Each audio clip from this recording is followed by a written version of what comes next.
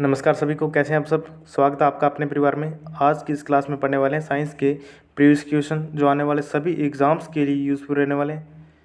सो आप वीडियो के एंड तक बने रहें और इस क्लास को ज़्यादा से ज़्यादा शेयर करें और वीडियो को लाइक करें, चैनल को सब्सक्राइब करें। स्टार्ट करते हैं फर्स्ट क्वेश्चन से। फर्स्ट क्वेश्चन है अपना, माइपिया से ग्रस्त व्यक्ति निम्न में से क्या नहीं कर पाता। क्या नहीं कर पाता? पास की वस्तुओं को साफ नहीं देख पाता, उचित आवृत्ति की आवाज़ नहीं सुन पाता, दूर की वस्तुओं को साफ नहीं देख पाता, निम्न आवृत्ति की आवाज़ सुन पाता। तो क्या होगा correct answer? 3 number correct answer इसका, दूर की वस्तुओं को साफ नहीं देख पाता। माइपिया से ग्रस्त व्यक्ति क्या होता है? दूर की वस्तुओं को साफ नहीं देख पाता, बल्कि पास की वस्तुओं को साफ देख सकता है, उच्च आवृत्ति की आवाज़ सुन सकता है और निम्न आवृत्ति की आवाज़ भी सुन सकता है। आँखों से संबंधित अन्य रोग जैसे निकट दृष्टि दोष, जिसे माइपिया कहते हैं, इसके रोगी को निकट की वस्तु साफ लेकिन दूर की वस्तु अस्पष्ट दिखाई देती है। उपचार होता है इसका अवतल लेंस, दूरदृष्टि दोष, हाइपरमेट्रोपिया। इसके रोगी को दूर की वस्तु साफ लेकिन निकट की वस्तु अस्पष्ट दिखाई देती है। उपचार होता है इसका उत्तल लेंस या कॉन्क्लेव लेंस कह सकते हैं इसे। जरा दृष्टि दोष, इसमें वृद्ध अवस्था में मांसपेशियों में लचीले होने से रोगी को दूर व पास की वस्तु स्पष्ट दिखाई नहीं देती।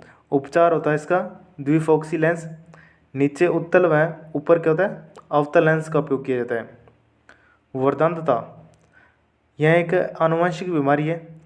इसमें मनुष्य की दृष्टि दोष सामान्य रहता है, लेकिन वह रोगी लाल व हरा व लाल रंग भेद नहीं कर पाता। रतौंधी, रात को नहीं दिखाई देता। रतौंधी में क्या होता है? रात को नहीं दिखाई देता। ग्लूकोमा आँख के लेंस में द्रव का प्रवाह रुकता है। द्रव का प्रवाह क्या होता है? रुक जाता है। आँख में सूजन आना, प्रकाशीय तंत्रिका का नष्ट होना आदि इस रोग के लक्षण हैं। इसमें व्यक्ति के अंधा होने का डर रहता है। इस प्रकार नेक्स्ट क्वेश्चन,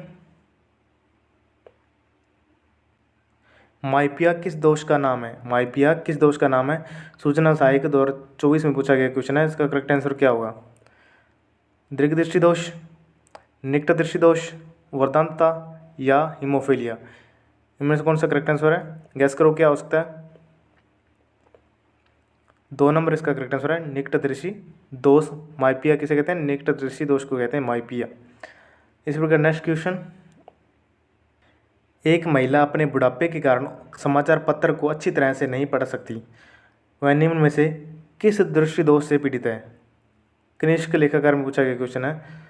तो एक महिला जो बुढ़ापे में समाचार पत्र को अच्छी तरह से नहीं पढ़ पाती, इनमें से किस दृष्टि दोष से पीड़ित है? माइपिया से, जरा दृष्टि दोष से, हाइपरमेट्रोपिया से, अबिंदुता से। तो कौन सा करेक्ट आंसर होगा? गेस करो अपने मांडे। तो इसका करेक्ट आंसर होगा जरा दृष्टि दोष। जरा दृष्टि दोष इसका करेक्ट आंसर है।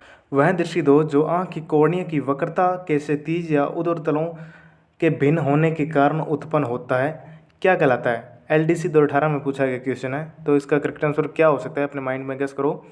दीर्घ दृष्टि दोष होगा, निकट दृष्टि दोष होगा, जरा दृष्टि दोष होगा, एस्टिग्मेटिज्म होगा।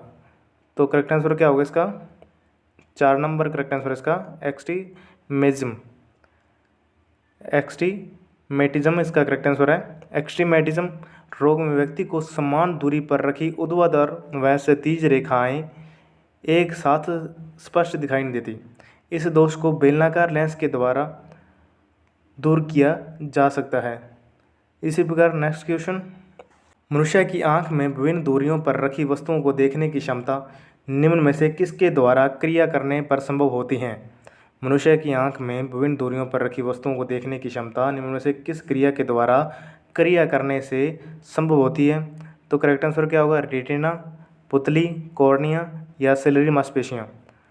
तो इसका करेक्ट आंसर होगा 4 नंबर सिलरी मांसपेशियाँ करेक्ट आंसर है। इसी प्रकार नेक्स्ट क्वेश्चन, सिलरी मांसपेशियाँ क्या होती हैं इसके बारे में पढ़ते हैं। सिलरी मांसपेशियाँ आँख की एक आंतरिक मांसपेशी है जो आँख के मध्य परत यूविया संवहनी परत में चिकनी मांसपेशी की एक अंगूठी के रूप में बनती है। यह मनुष्य की आँख में विभिन्न दूरियों पर रखी वस्तु को देखने की क्षमता को संभव बनाती है। इसी प्रकार नेक्स्ट क्वेश्चन, सुमेल कीजिए। सुमेल करना है। नेत्र स्वास्थ्य देखभाल के लिए हस्तक्षेप के तरीके और नेत्र की स्थिति। सुमेल करना है। सुमेल किए हुए हैं पहले से ही। प्राथमिक नेत्र देखभाल। प्राथमिक नेत्र देखभाल क्या होता है? शुष्काभिपाक्ष जीरोथेलिया कह सकते हैं जिसे। द्वितीय नेत्र देखभाल क्या होता है? नेत्र आघात ओलेरियो ट्रॉमा। तृतीय नेत्र देखभाल होता है कॉर्निया ग्राफिक। और विशिष्ट कार्यक्रम है विटामिन ए रोग निरोधक प्रोफाइलेक्स। विशिष्ट कार्यक्रम होता है विटामिन ए रोग निरोधक प्रोफाइलेक्स। इस प्रकार नेक्स्ट क्वेश्चन, नेत्र रोग में द्विअवतल बायोकॉन्क्लेव्स लेंसों का उपयोग किया जाता है। इनमें से किस दृष्टि दोष में द्विअवतल लेंस का उपयोग किया जाता है? तो कौन सा करेक्ट आंसर होगा इसका? दूरदृष्टि दोष, निकट दृष्टि दोष, दृष्टिवैम्य या मोतियाबिंद। तो इसका करेक्ट आंसर होगा 2 नंबर, निकट दृष्टि दोष। वह लेंस प्रकाश की किरणों को फैलाता है, इस कारण इसे अपसारी लेंस भी कहते हैं। यह लेंस किनारों से मोटा व बीच से पतला होता है। अवतल लेंस की क्षमता ऋणात्मक होती है। निकट दृष्टि दोष के निवारण के लिए इसका उपयोग किया जाता है। यह लेंस 2 पृष्ठों से मिलकर बनता है जिनके दोनों पृष्ठ अवतल होते हैं, इसलिए इसको उभय अवतल लेंस भी कहा जाता है। इसी प्रकार नेक्स्ट क्वेश्चन, मनुष्य की आंख की विभेदन क्षमता होती है। PSI 2007 में पूछा गया क्वेश्चन है। तो करेक्ट आंसर क्या होगा? मनुष्य की आंख की विभेद क्षमता क्या होती है? 1.1 mm, 0.1 mm, 1.0 micron, 10.0 micron. Correct answer क्या होगा? तो इसका करेक्ट आंसर होगा 2 नंबर, 0.1 mm इसका करेक्ट आंसर है। तो नेक्स्ट क्वेश्चन इस प्रकार, मानव शरीर की सबसे बड़ी ग्रंथि कौन सी है? यकृत, अग्नाशय, अधिवक्र या थाइमस। तो करेक्ट आंसर क्या होगा? मानव शरीर की सबसे बड़ी ग्रंथि कौन सी है? यकृत। यकृत इसका करेक्ट आंसर है, यकृत। यह 15 से 22 mm लंबा व इसका भार होता है 1.5 kg होता है। इसके प्रमुख कार्य पित्त का स्त्रावन, यूरिया संश्लेषण, विषैले पदार्थ से विषहरण और विटामिनों का संश्लेषण इसके कार्य होते हैं। इसी प्रकार नेक्स्ट क्वेश्चन,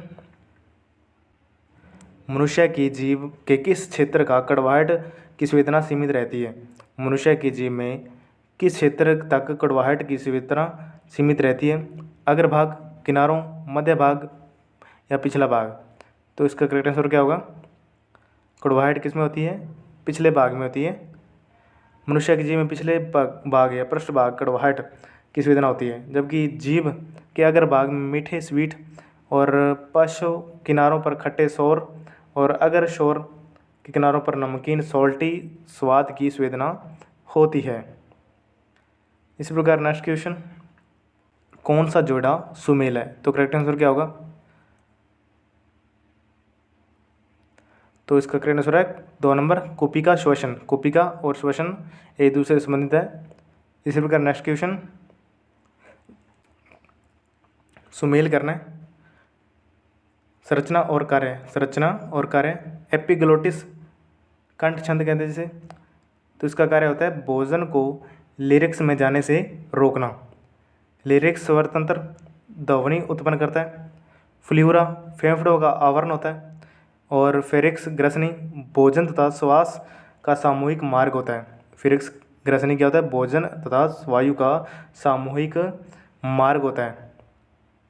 इसी प्रकार नेक्स्ट क्वेश्चन,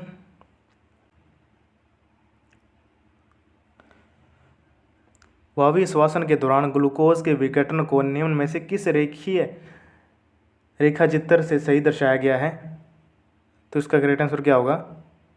ग्लूकोज पायरुविक अम्ल या एथेनॉल CO2, ग्लूकोज लैक्टिक अम्ल CO2 प्लस जल, ग्लूकोज प्लस पायरुविक अम्ल CO2 CO प्लस जल, ग्लूकोज लैक्टिक अम्ल एथेनॉल प्लस CO2।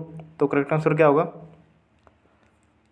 वायवीय श्वसन के दौरान ग्लूकोज के विघटन को निम्न में से किस रेखाचित्र में सही दर्शाया गया है? तो करेक्ट आंसर होगा 3 नंबर इसका, ग्लूकोज, पायरुविक अम्ल और CO2 जल, इसका करेक्ट आंसर है। नेक्स्ट क्वेश्चन, मनुष्य में श्वसन दर होती है, हेडमास्टर दोबारा में पूछा गया क्वेश्चन है, करेक्ट आंसर क्या होगा? 36 प्रति मिनट, 10 से 12 प्रति मिनट, 72 प्रति मिनट या 17 से 19 प्रति मिनट? तो करेक्ट आंसर क्या होगा इसका? तो करेक्ट आंसर होगा इसका 4 नंबर, 17 से 19 प्रति मिनट। श्वसन की दर को स्पीरोमीटर से मापते हैं और श्वसन मनुष्य के श्वसन दर 14 से 16 मिनट होती है और नवजात शिशु में श्वसन दर होती है 44 मिनट। इसी प्रकार नेक्स्ट क्वेश्चन, एक सामान्य व्यक्ति 1 मिनट में औसतन कितनी बार सांस लेता है? पुलिस कांस्टेबल में पूछा गया क्वेश्चन है, ये पहले वाला क्वेश्चन था और हेडमास्टर में पूछा गया क्वेश्चन है, तो इसमें थोड़ी लैंग्वेज चेंज हुई है, कुछ नहीं हुआ। तो इसका करेक्ट आंसर क्या होगा? 16 बार, 16 बार होगा इसका करेक्ट आंसर। इसी प्रकार नेक्स्ट क्वेश्चन, वायु को अंदर लेने को क्या कहते हैं? PSI एग्जाम 1998 में पूछा गया क्वेश्चन है, करेक्ट आंसर क्या होगा? श्वसन, निश्वसन, आंतरिक या कोशिका श्वसन? तो करेक्ट आंसर क्या होगा इसका? निश्वसन इसका करेक्ट आंसर है, निश्वसन। वायु को अंदर लेने को क्या कहते हैं? निश्वसन कहते हैं। इसी प्रकार नेक्स्ट क्वेश्चन, हमारी छोटी की सांस की हवा में कार्बन डाइऑक्साइड की मात्रा लगभग कितनी होती है? हमारी छोटी की सांस की हवा में कार्बन डाइऑक्साइड की मात्रा कितनी होती है? तो करेक्ट आंसर क्या होगा? 4%, 8%, 12 या 16? तो करेक्ट आंसर क्या होगा इसका? हमारी छोटी की सांस की हवा में कार्बन डाइऑक्साइड की मात्रा लगभग होती है 4% होती है। एपिग्लोटिक का मुख्य कार्य क्या है? एपिग्लोटिक का मुख्य कार्य, एपिग्लोटिक का मुख्य कार्य क्या होता है? भोजन को ग्रसनी में भेजना, भोजन को श्वसन नली में प्रवेश से रोकना, भोजन को ग्रसनी तक पहुंचाना या उपयुक्त में से कोई नहीं? करेक्ट आंसर क्या होगा? एपिग्लोटिस का मुख्य कार्य क्या होता है? तो करेक्ट आंसर होगा 2 नंबर, भोजन को श्वसन नली में प्रवेश से रोकना होगा, इसका करेक्ट आंसर है। इस प्रकार नेक्स्ट क्वेश्चन, मानव शरीर में फेफड़े कहाँ पर स्थित होते हैं? मानव शरीर में फेफड़े कहाँ पर स्थित होते हैं? मुख गुहा में, उदय गुहा में, हृदय वक्षीय गुहा में या वक्षीय गुहा में? तो करेक्ट आंसर क्या होगा इसका? 4 नंबर इसका करेक्ट आंसर है, वक्षीय गुहा। मानव शरीर में फेफड़े कहाँ पर स्थित होते हैं? वक्षीय गुहा में स्थित होते हैं। इसी प्रकार नेक्स्ट क्वेश्चन, श्वसन किस प्रकार की प्रक्रिया है? श्वसन किस प्रकार की क्रिया है? उपचयी, ऊष्माशोषी, ऊष्माक्षेपी, ऊर्जाशोषी? तो इनमें से कौन सा करेक्ट आंसर है? तो करेक्ट आंसर होगा 3 नंबर, ऊष्माक्षेपी। श्वसन किस प्रकार की क्रिया है? ऊष्माक्षेपी।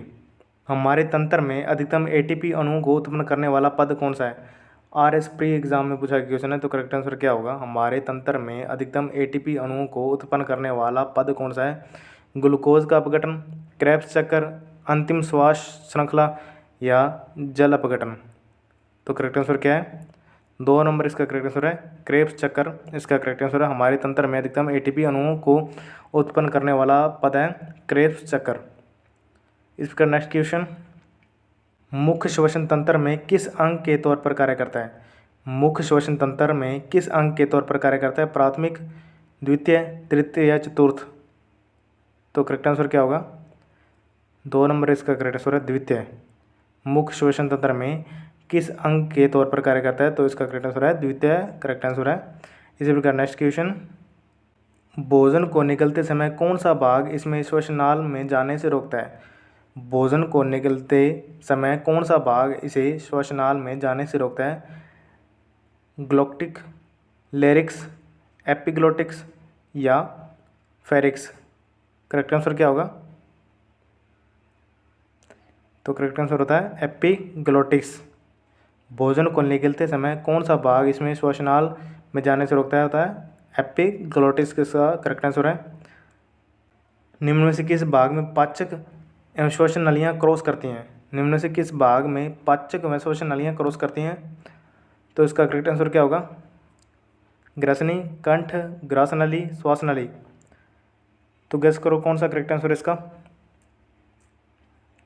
तो करेक्ट आंसर होगा 1 नंबर इसका ग्रसनी। ग्रसनी इसका करेक्ट आंसर है। कठोर तालु के विकास के कारण श्वास मार्ग बन जाने से हमारे अंत नासाद्वार काफ़ी पीछे ग्रसनी में खुलते हैं। ग्रसनी में मुख गुहा एवं नासा मार्ग मिलते हैं। इस प्रकार ग्रसनी भोजन एवं वायु के लिए सहमार्ग का काम करती है। तो करेक्ट आंसर इसका ग्रसनी है। शरीर के संतुलन को बनाए रखने के लिए अंतस्रावी तंत्र डैश के भाग मिलकर काम करता है। तो करेक्ट आंसर क्या होगा इसका? शरीर के संतुलन को बनाए रखने के लिए अंतस्रावी तंत्र डैश के भाग मिलकर काम करता है। तो करेक्ट आंसर होगा इसका तंत्रिका तंत्र। तंत्रिका तंत्र इसका करेक्ट आंसर है। नेक्स्ट क्वेश्चन, टूटी हड्डियों को सही स्थिति में ज्ञात होती हैं। टूटी हड्डियों की सही स्थिति किससे ज्ञात होती है? लेज़र, माइक्रोवेव, एक्सरे या अल्ट्रासाउंड। तो इसका करेक्ट आंसर क्या होगा? टूटी हड्डियों को किससे ज्ञात करते हैं? तो करेक्ट आंसर होगा एक्सरे। 3 नंबर, टूटी हड्डियों को ज्ञात करने के लिए एक्सरे का यूज़ किया जाता है। एक्सरे एक सुरक्षित और दर्द रहित प्रक्रिया है जो शरीर के अंदर की इमेज निकालने के लिए इस्तेमाल किया जाता है। यह शरीर की टूटी हड्डियों को देखने का बहुत असरदार तरीका है।